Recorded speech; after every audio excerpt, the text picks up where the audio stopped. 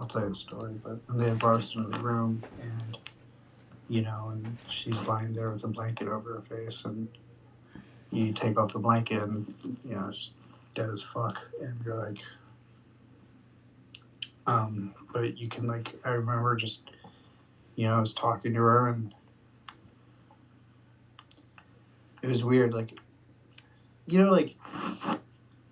when you're in conversation with someone, however it is, you'll do things that are just in acknowledgement of them, things like look them in the face. You're talking to them, right? You're addressing their presence in that as it is encapsulated in that space of that body, that person. Right. And when you're talking to her, right? Of course, your primary instinct is that this person is the dead woman on the table, but you don't feel you feel the presence of her, but you don't feel like you addressing the body is addressing that presence. Mm-hmm. And for example, people pray to God, they'll look up at the sky, as if God's over there or something. But you could just talk into space and she'll hear you there or something. It felt like holding her hand was somehow a more false attempt at interacting with her. I gotcha. Right. You feel the veracity of things, like she's with you. You feel her there with you, laughing at you for looking like such a snotty, slobbering mess. And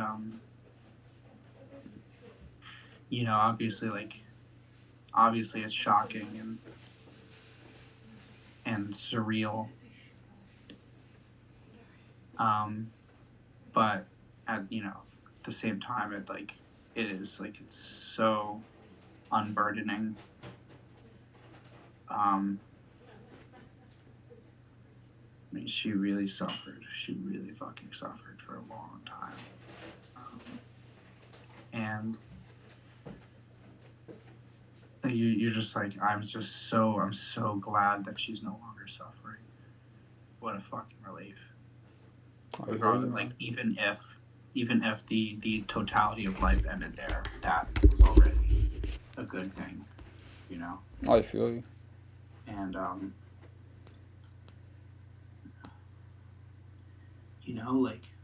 remember someone had told me this, that when their grandfather died or their mother died or something, I can't remember what the story was exactly. They had went into the room to say goodbye, and they didn't recognize the person. They recognized the body. It's, for all intents and purposes, that looks like my grandfather or my mother or whatever it was, but it's not. Right. And it's just true. Yeah, it's really true that who she is not the body. You get a real sense of that a person is the totality of their wishes and their jokes and the things they've told you and the good memories you have with them and the bad ones, I suppose, and more so the bad ones. But even the bad moments are great memories, hilarious memories. Yeah. And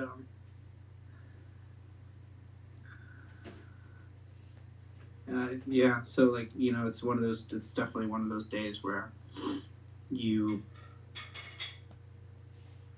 see who you really are and what really is, and that's a comforting thought to know that the love is real, that her presence in your life and the person that you idolized her to be is real. That you weren't just making it up in your head, because the profundity of the loss is so overwhelming. Suddenly, you notice the signature of that person and in every person of your life, in every facet of your life. You know? I'll drink water and be like, well, there was that one time my mom did something with water. Right. I feel you, man. Right. I'm sure that's part and parcel of the grieving process, but it's like, I feel, it feels like a part of me is gone.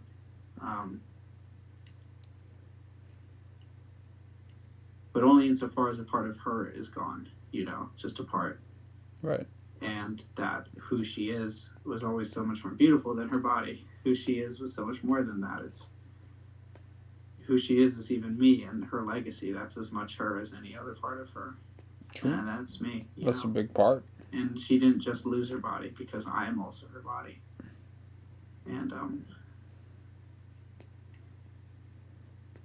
maybe she just lost the ability to speak, I guess, in words. Right. So it's just like when you look at it that way, like whatever. I hear you. But I sure wish I could talk to her.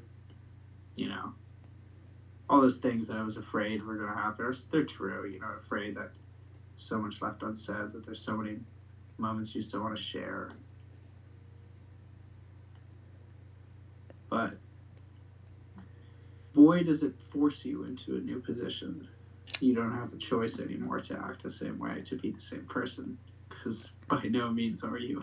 For sure. And any attempt to maybe turn back the clock or go back to the way things are is like, it's so fake, foolish, right? Disingenuous, right. Like as much as like me pretending to be you is or something, Right. I feel you.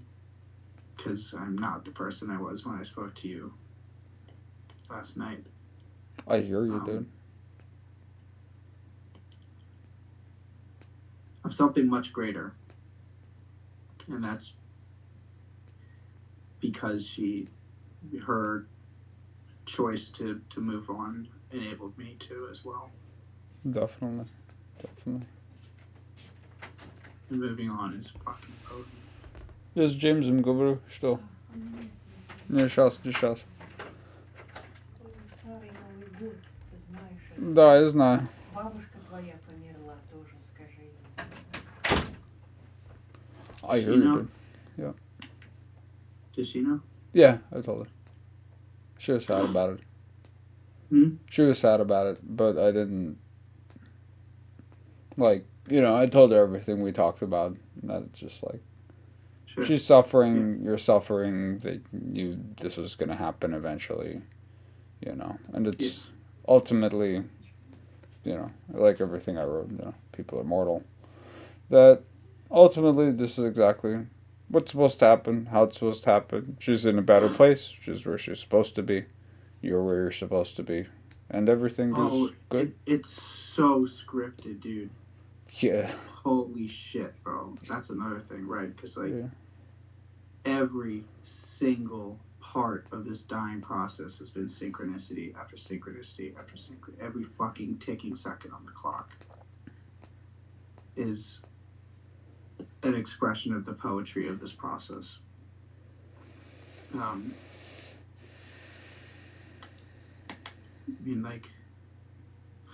you're in that state between life and death,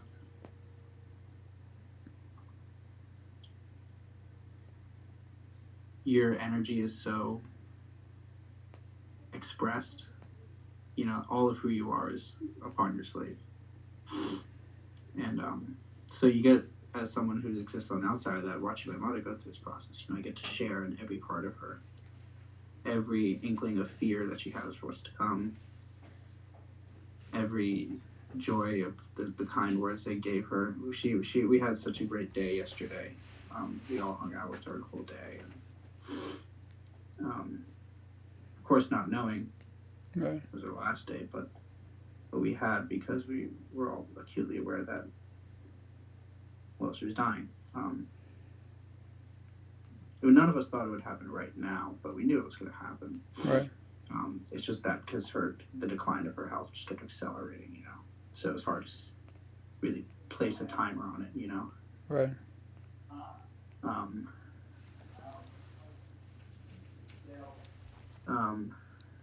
it's really great to have family here. It feels so hopeless without them, but having them here is like such a reminder of hope.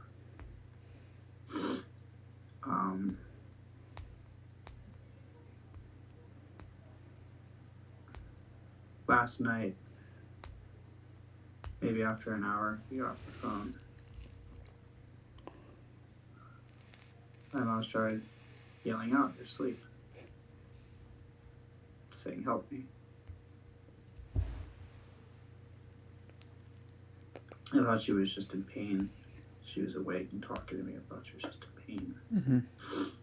So I gave her a painkiller. And I sat with her, waiting for it to kick in. Held her hand. She just kept saying, "Help me." I was telling her, "I'm right here with you, Mom. I'm right here with you. Not going anywhere.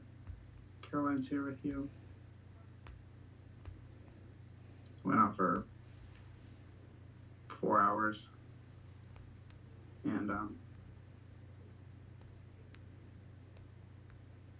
she started saying, "Help me, Mommy." I thought she was just like, delirious, but I think she was calling out in her sleep or something. Mm. But, eventually, I was like, okay, she's just like talking in her sleep. I'm fucking tired. I'm gonna deal with this in the morning. So I fell asleep to the sounds of her saying, "Help me, help me." Mm. And she was still alive when I woke up. She was just sleeping. So I was like, oh, thank God she finally fucking fell asleep. And nurse came over that morning around 9. She was still sleeping, and I didn't really want to wake her up then, so I didn't really have to. So me and the nurse just kind of hung out. It was the nurse's first day. And, it's just kind of like orienting her on like the care process and stuff like that. Mm-hmm. But she still wasn't I couldn't wake her up. I could shake her, I could whisper in her ear, and she would just lie there sleeping, breathing. Mm-hmm.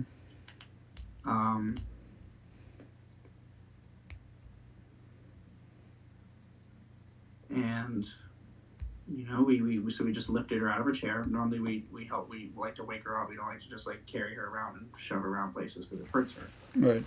So we were just like, all right, we just gotta get her up because we had plans today, go to dialysis center, figure out hospital, stuff like that. So she's just sleeping in her chair, and we're all sitting there, kind of just waiting for her to wake up. And at one point, the nurse said, "Doesn't look like she's breathing." And we're like, well, okay, well, let's resuscitate. So yeah, and that was that. She passed away in her sleep at around 11 o'clock this morning. We were sitting, while I was sitting with her, didn't wake up.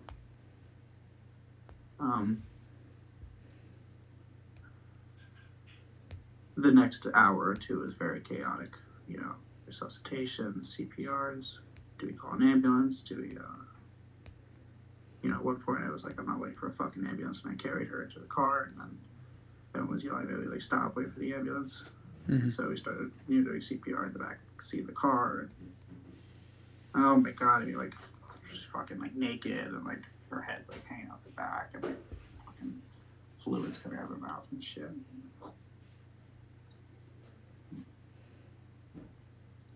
So that was, something. I believe it, yeah.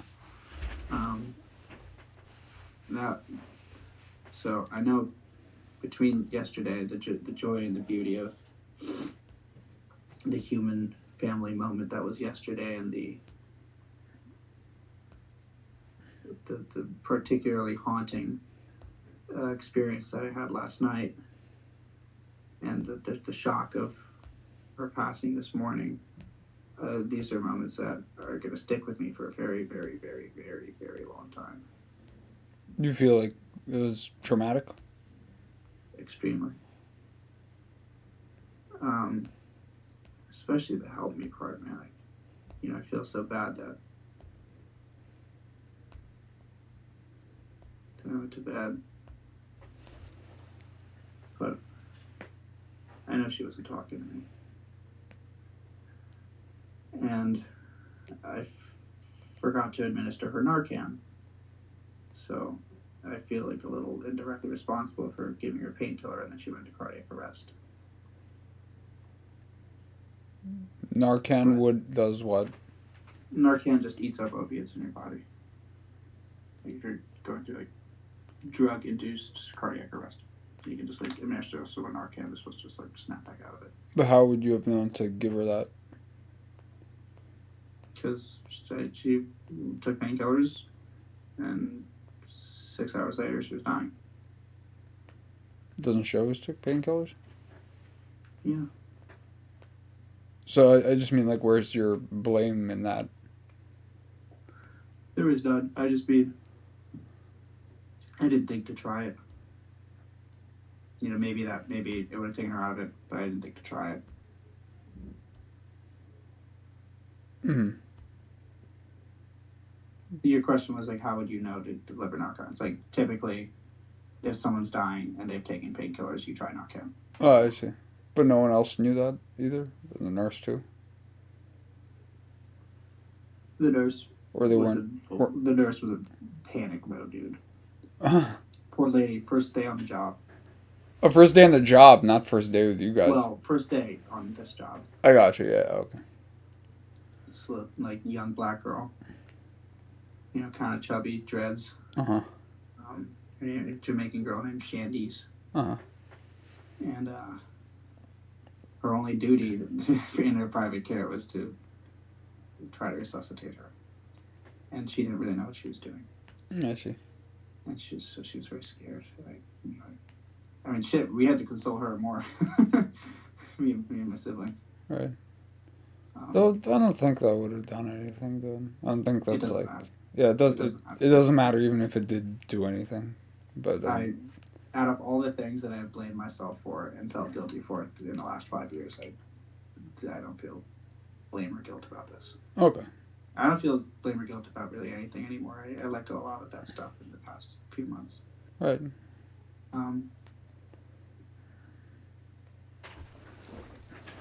Because, you know, it becomes like painfully apparent to me that everyone else in her life and my life that knew her feels blame and guilt about it for various reasons. So it's like, okay, this is just a human experience of losing someone. Like, I really am not at fault here. Right. Yeah. But like, you know, observing that post fact, like seeing everyone do the same thing, I'm like, huh. Right. I got a head start on that, I suppose. That's funny. I see it.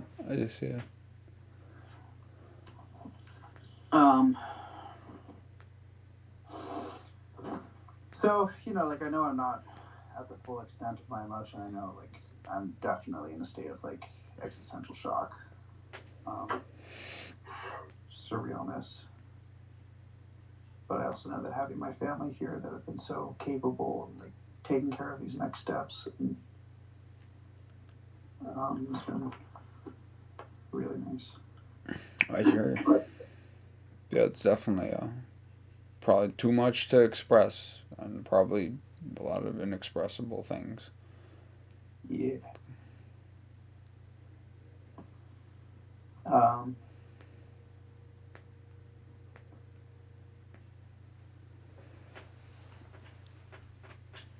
All your family's there? Sorry if I interrupted. Something with them, it got replaced by another thing, and then another thing in my head.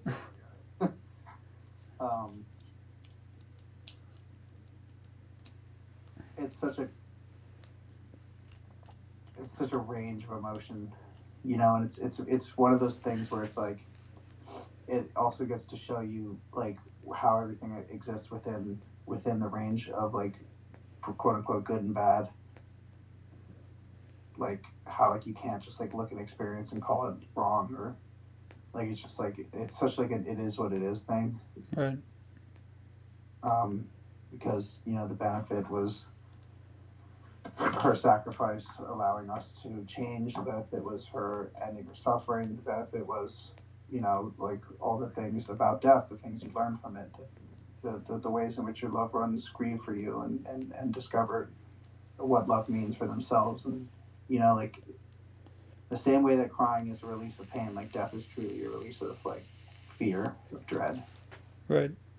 I mean, you know, half of death is just half of like more like being sad and scared of death is being sad and scared that's going to happen. You know, the other part of it is loss. That's the part that people can't like really like have trouble coping with. But I think given the fact that it wasn't sudden, the impact of loss is very mitigated. Right. Especially because the last week was like, it didn't feel like you really lost anything. Like she was pretty much checked out. Right. So, you know, it's the moments where like going forward where like, you know, it would have been your time of day to interact with your mom, or like a moment where you would have wanted to share this with your mom or something like that. Like those are going to be where I feel lost the most going forward. Mm-hmm. And those are the parts that are going to test my emotions again. But the sadness of death doesn't exist, which is interesting. And I feel like in a way, like loss, like the sadness of loss is in many ways a selfish feeling.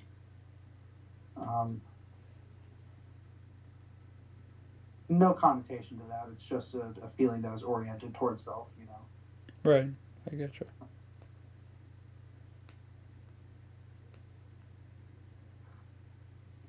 I hear you, man. Yeah. Like the recognition of like her, like the best parts of her not being lost, the recognition that that you haven't lost anything and that she never really suffered, and that this experience was very important for like so many reasons. It's doing its part for me. I feel you, man. Yeah, that's the truth to hold on to.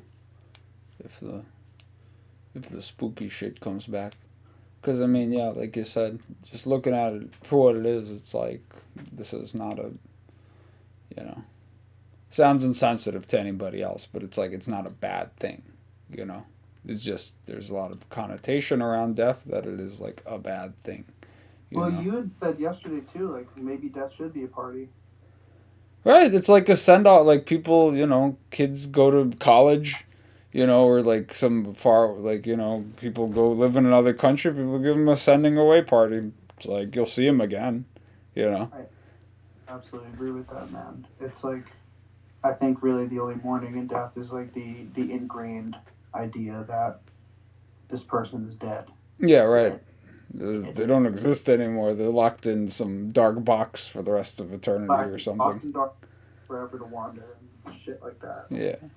It's all bullshit. Just society, mind virus bullshit. So it's just not real. So, but the truth is death is such a celebration. It's such a party because this person is evolving as something so much greater than you could possibly imagine. Dead ass, dude. They're hella chilling right now.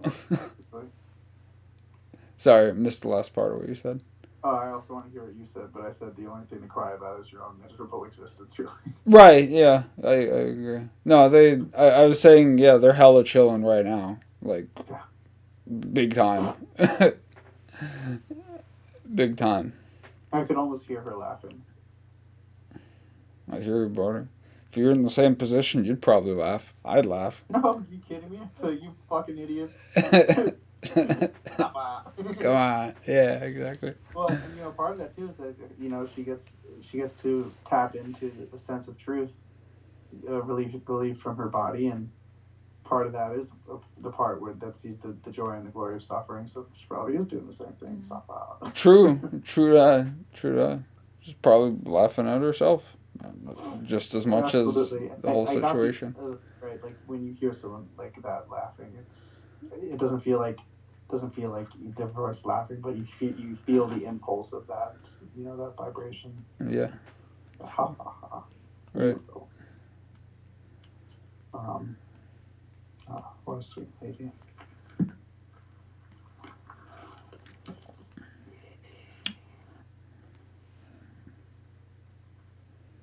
Yeah, it's a big. Yeah, you're a pretty cool guy, Michael, but she really was my best friend. I hear you, dude. Moms, you can't really compare moms. It's like she's there in like the first episode of the anime. I only came in like the 700th episode, you know. Chapter 1 debut.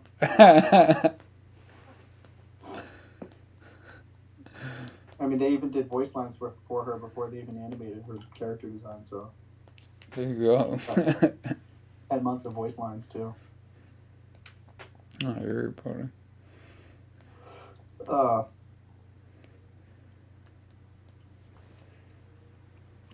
Even between my family, there's not a single person I would have wanted to be without more than my mother. I see. She really was just that amazing. Actually, it's hard to say. Maybe I'm just saying that because she's gone, but I don't think I could actually say that was her too. Everyone in my family, but she really was an absolutely amazing person and such a wonderful mother to me. It's like no complaints about her at all. I hear it, dude. It's like the same way, like, maybe I complained that I got suspended from Gettysburg College, but it allowed me to meet you guys. Maybe I got complaints about, I don't know, that she wanted me to go to college so badly, but it turned me into who I am today, and I love what I am today. I love being able to convert pain into wisdom.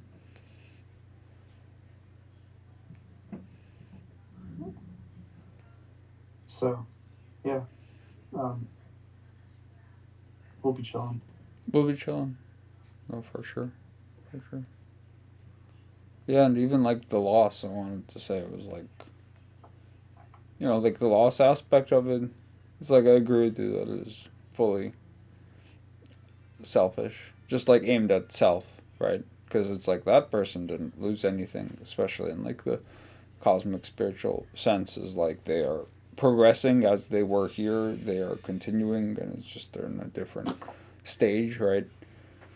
But it's just a fear of transformation, really, is what it is. It's a fear of change, that it's like, oh, it's not like the cycles. Yeah, it's like inevitably, it's like you go through a day, person goes through a day, and it's like they have certain, like, cycles, right?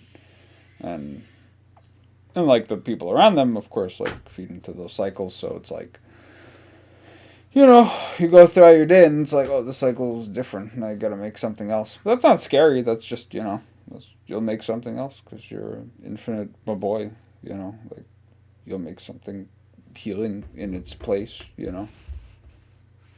Like, I mean, after all, the part that she lost was the worst part of her, so. You mean like the body part? Yeah, the sickened, dying body. Yeah, I get you. Yeah. I mean, Mechamaru in Jujutsu Kaisen was one of the greatest sorcerers who had the highest amount of cursed energy, but he just fucking existed in a oxygen tank baby. Yeah, that guy. Yeah. Yeah, right. And no spoilers, but never mind. But you do a lot better without the second body part. I feel you. Yeah, man. So, I mean, even that part is like, I don't think, you know, of course it's a shock initially, obviously. It's like the person you spend the most time with the last, like, year, you know. So, but it'll be good. There's definitely a lot of, you know, like, yeah. For example, like a parent who sends their kid to school, they've never been to that school themselves, and the parent doesn't know what it's like for that kid to go into that school day in and day out. They don't know what their experience is like, and so the parent dreads it and fears it and worries about it. They even get sad just for the kid being there. Right. They don't know what that experience entails for that person, even though it's constructive. For sure. Arguably constructive. Right. It's kind of the same idea. My mortal coil has never experienced the beauty that she's currently experiencing. Has never walked the path that she's currently walking. My mortal coil, that is. Right. The part of me that I orient my experiences around doesn't know what she's going through, and that, just like a parent who wants to know that their kid is safe in school, like, like you're so worried. You're so worried that, like, maybe she is locked in a darkness box. Right. Nothing I can do about it. But then you feel every part of her that was not in her body. Like the memory of her is so just as real as her. The love she has for you, that's the big one, dude. So cool. That you can still feel like, like if you take a second and feel the love I have for you, you can feel that actively being poured upon you. So I'm sending you. And it's the same thing. She doesn't need to be there for you to feel her love being poured upon you. And that is fucking weird.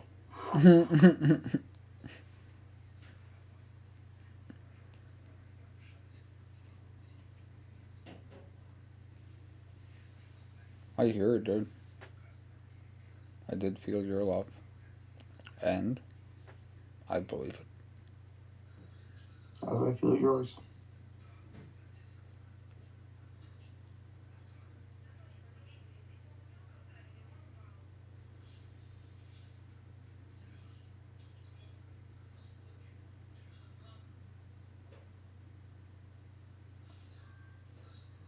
Damn, that is warm, homie.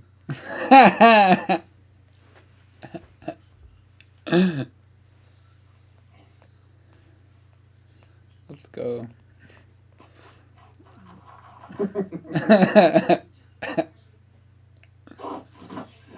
Yeah, we're So, I'm flying up north this week.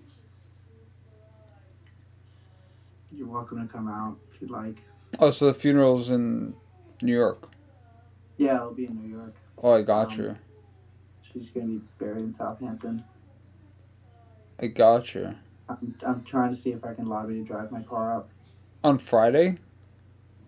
I don't know, this week. We don't know yet. Potentially on a weekday or weekend? You don't know. I don't know.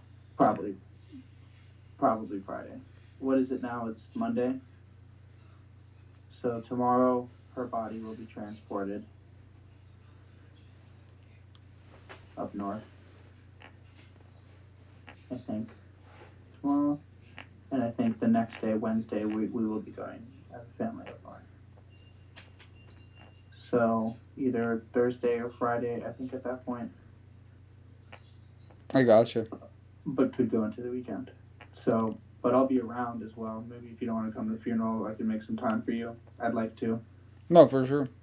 For sure. For sure. For sure. Hang out. That's fun. That's a cool part. I mean, it feels weird to be like, damn, she's dead. At least I get to see my boys. I mean, they're here already, so. What are you fucking laughing at? Because you're a funny guy. You phrased it funny. Yeah, boys are here already, so, I remember there's this girl I was talking to. Her name was Gwendolyn Howard. A sweet girl.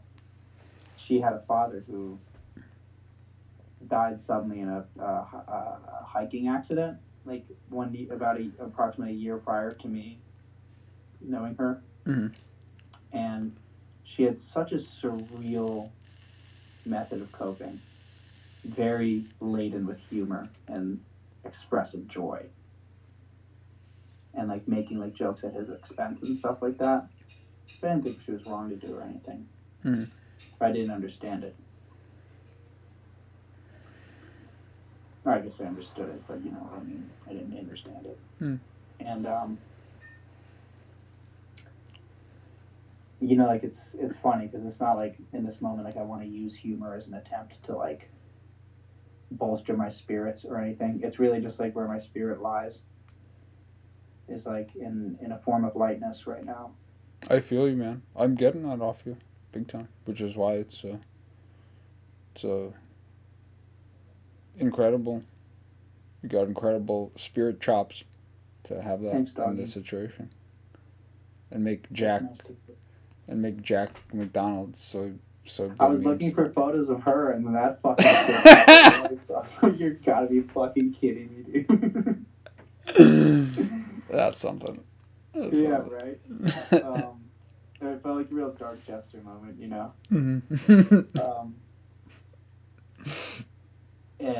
You know, like I think a lot of it has to do with the fact that like I'm thrust into like a place of like seeing so much beauty. You know, if I took time like this out of all of my days to reflect on the beauty and the joy of the relationships that I've had in my life, I'd probably be pretty chill all the time. But you know, obviously I don't. So I think like having done that these last 2 days, like right, like that's really where my mind is oriented, and not towards like, oh God, she's dead. Right. And it doesn't even feel right or good to do that stuff. Oh, it just feels so fucking ugly, you know, like you could easily tease it out of yourself. Right. But for what purpose? I feel you, man. I feel you. And part of it is like, you know, because it's scary to dive into that monumental sadness, but I don't need like. There are more than one ways to release. You know, there's repair and release. You know, and if you're healing and repairing, you don't really need to release. I hear you. A lot of it's like you cry beforehand. You cry upcoming. You know, Right. You cry at the things that won't be the same, things that are changing. Right. You don't cry at like things that have changed. You just don't. I feel you, dude. I mean, yeah, it's still like appropriate. You could, you know, just to feel those I guess. untrue Sorry, feeling. go ahead. Yeah, I mean, just to feel those things in full. It's just obviously I never had anything so life changing as this, but just when I have it, just feeling the disempowered part and like letting it take over for a bit, and just crying and really like tickling the like sad quotes and ideas type of thing, if you know what I mean. Like as much as possible, just to feel it in full, and then be like, "Oh yeah, but that's bullshit," you know. Yeah, That's I don't think you could. It's like really like one of these things that you can squeeze out. yeah, Like just be like, fuck. Okay, I'm good. You know, right, because like, you know, it's a moment that's like, it's like, fun. It's a defining moment. You know. Mhm. So like, it's not like a cry of, you know, you can't just like cry and like release the pain of suffering of loss, right? Because it's like that deficit is like a part of your who you are. You know, you can't really release that. right. But I just meant if there was any sort of feelings of like guilt or like Sure. Feelings like that she suffered or like any Sure. of that. And I'm sure a lot of this I'm sure like future crying that will happen for me, like will have actually a lot to do with like a lot of those feelings being built up again. You know what I mean? Ways that, you know, the emotional turmoil will wind myself up, and ways that my previous methods of finding release for it, such as comfort in my mother, won't be available for me. Right. So, you know, you just find a new way to do it. For sure. I guess I meant to say like when I said like you just don't mourn over stuff like that, like not saying like one doesn't do it like typically, but like actually that's what I meant to say, like one just doesn't do it typically, like not saying like you're socially not allowed to or shouldn't, but like, Okay, sure. you just like, you know, like things that happen in your past, like well shit, you know, you look back, you say well shit, and you don't like mourn it, you know. Right, I get you. You know, if you have something upcoming, like, oh, I'm gonna lose my job, like you probably cry about that shit. Right. Not like you, like one. Right. Then like a week later the job is lost, you're not like sitting in your room like crying like, oh, where's my job? Right. I mean, unless it kind of like, if it kind of is just an energy that like sits in you, and is like, yeah, kind of harrowing often, then it's like I feel like it's okay to just ball out for a day, couple hours, and then. This is where Attack on Titan and Jujutsu Kaisen come in so beautifully. I'm such a fucking weeb, dude. Hopeless. I know, but it's good. It's real. Because, there's a lot of themes in both those shows about carrying the legacy Uh-huh. of those that passed before you. Right. And there's this beautiful scene from Attack on Titan where one of the characters is like giving this monologue about all those people like who have fallen before you, like, are you going to like disrespect their legacy by cowarding and breaking here? And he's like, no, like the glorious fallen, the anguish fallen, like they gave their lives so that we can find meaning in their death, like stuff like that. It was fucking awesome scene. It was so sick. Yeah, I see it. And it's like that. It's like, and to some extent, I just guys, but I'm not gonna say anything because I want you to watch it so badly. But a similar moment where it's like, this person is gone. What are you gonna do about it? Like, how are you going to like finalize? This isn't just Kaiser now. This is just me. How are you going to finalize like their personhood? Because their legacy is also their personhood. Are you going to finalize it by disrespecting their memory, by mourning their loss, or are you going to acknowledge that they had wishes for you, that they had a vision for you, and do that? You don't have to like follow their vision because half the reason I had fights with my parents in the first place is because I had a different vision. Right. But you do have like the responsibility to turn the mourning into their legacy, and that doesn't mean you have to do what they wanted you to do. It just means you have to be what they really wanted in their heart, which is be the best version of yourself. Right. And if you don't do that, it's fucking disrespectful to them and mostly you. I dig it.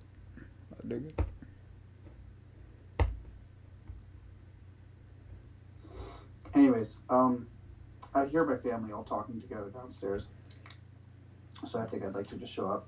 Yeah, no, for sure. This is like intermediary boys convention. It's not like 4 hour. I don't think it. An update more than a snack. Yeah, yeah, right. Happened. Crazy day, man. There's like these images of like the shocking experiences and like things she was saying in her sleep. Like, oh, they just like fucking break my brain. I believe that. I believe it.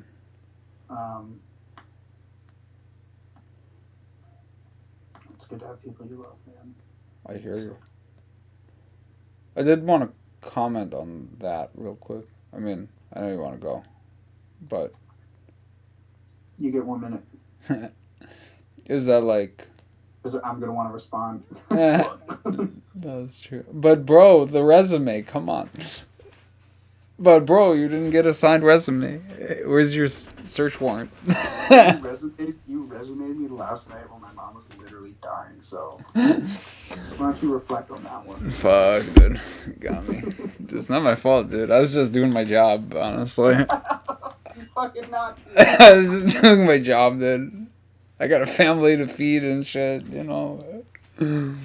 Big Eye doesn't like.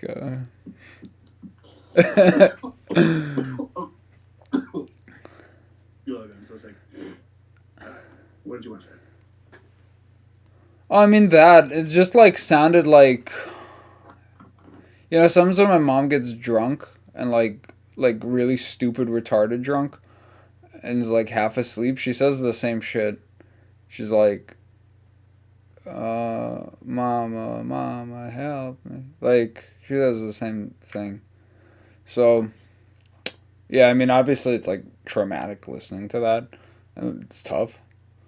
But that's, like, something inside of her unraveling and coming to light, and the whole process, It's just an expression of her spirit. I don't think she was actually saying it. Right. I mean, she kind of was, because, like, I'd shake her and tell her I'm with her, and she would go, hey, like, to me. Mm-hmm. Kind of, like, acknowledging that she could feel me next to her. Right. But then go back to, hey, help me. I'm like, yeah, fuck, I don't know what I can do. I gotta give a painkiller, sorry. Right.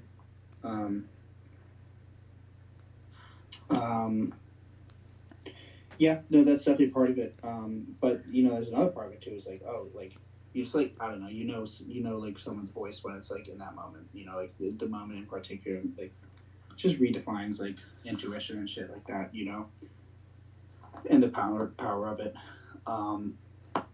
And like that, I know. Then also like another part of that is that like her voice was so clear when saying that. Like for the past like week, she talks like this. Mm-hmm.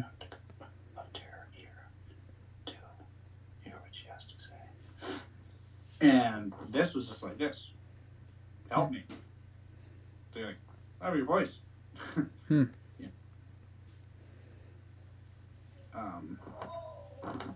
And her sleep talk would never enable her to talk like that, Maybe she was dang old talking to like her spirit mom, who was no, like. No, that's what I'm saying. No, yeah. It was absolutely an expression of her spirit. Dang old, she was walking the line between life and death. Right. Having a fucking vision or something, but and yeah, and it's just it's her subconscious knowing it's dying and her fear of not wanting to die, right, expressing itself like stop this process. Right. That sounds like makes the most sense. Everything. But again, I could obviously see how that is tough to, be around. That's no question. My sister took it a lot harder than I did that moment, because like she was saying like even while it was happening, like right now I feel so useless. I'm like, I tried to comfort her, but I was so tired. I was like, no, just shut up. But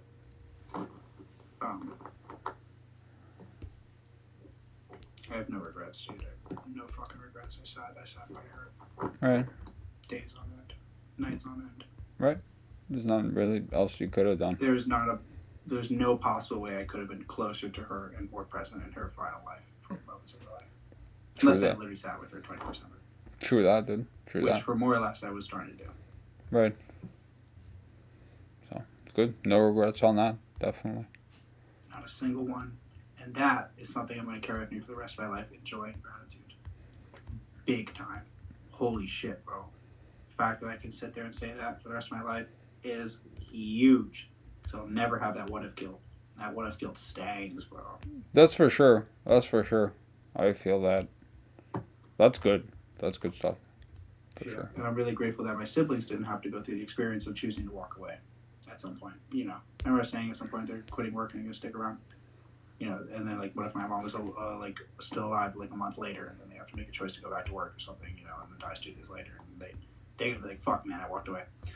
They don't have to go through that. I'm grateful for that. Are they like? What are they like? Because I mean, they weren't really. I know you said you wanted to go, so I mean, it's like an entirely different topic, but. It's an entirely new conversation. As strong as I am. Yeah. Just because, like, it seems like it would be sudden for them because they weren't around for the whole, like, progression of everything. While they may not have the same idea of the substance of spirit, they're still religious and believe in religion. Right. And they understand connection and connection with her. I get you. It ends up looking the same in this particular experience. You know what I mean? I get you, yeah. They're all there? Like all your siblings? Okay. I hear you, man. I'll talk to you later. Yeah, dude. Maybe. Yeah, for sure. I'll be awake. I don't really even want to sleep despite the fact that I'm fucking white. I feel you. I'm like hard cut off at 2-ish. Just I gotta get up for work tomorrow. Oh but yeah, it's not gonna last that long. You mean the talking with the I don't family? think I don't think we're gonna get to that time. I kind of feel like if we're not talking at like 11 at this point, I'm just I got you. that really depends on what's happening. You know, with my family and stuff. I got you. Yeah, well, let me know. Let me know how it is. And if you want to, obviously, we don't have to talk today. Also, if Will you do, guys brother. are, you know. Thanks for listening. Love you, man. It's, how to say, not a, honor is a weird word to use in this context, but it's, sure is something going through this, whole physical experience with you. So I'm happy I could play some role in it. I think honor is a very accurate word for it. I guess so. I guess so. I love you deeply. I love you, man. I love you, and we out here, and we will continue. Ain't that the truth? That's true. Speak soon. Love you, bro. I'll see you.